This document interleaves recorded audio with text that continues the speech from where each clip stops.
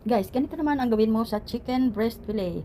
Jack na mapapa-underize ka sa sobrang sarap for today's ulam. Tara, umpisa na natin. Ito po ang aking breast fillet. Ayan, in-slice ko lang po yan. Titimplahan lang po natin yan ng salt and black pepper. Ayan. Massage lang natin para manuot ang lasa. Ayan. At magpapainit lang po tayo ng kawali. Nalagyan lang po natin ng butter. Sinawin. Saka natin i-sear ang ating breast chicken. Ayan.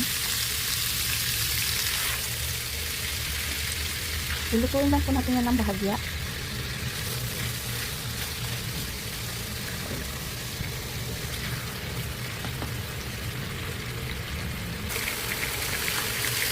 I-flip lang natin.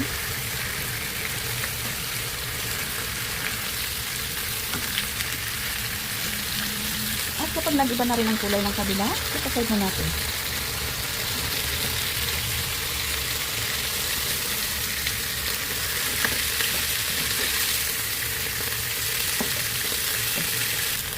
Saka tayo magigisa ng sibuyas.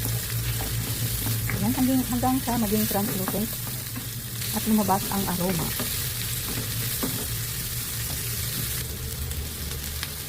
Maglalagay lang po tayo ng mushroom.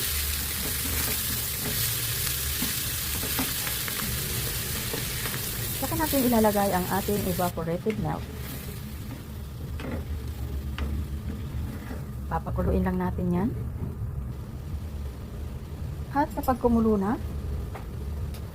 ilalagay na natin ang ating condensed cream of mushrooms. Hahaluin lang po natin hanggang sa maging malapot na ang ating sauce. Saka natin titimplahan ng salt and pepper.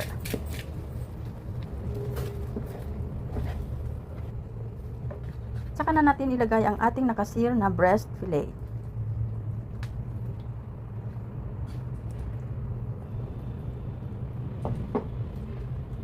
Ayan, pakuluin lang natin ng konti para manuot ang lasa.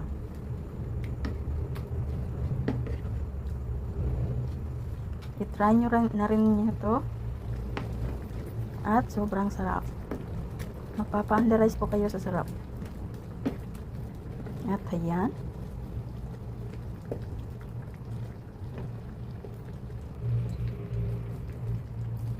Lagyan lang po natin ng parsley sa ibabaw.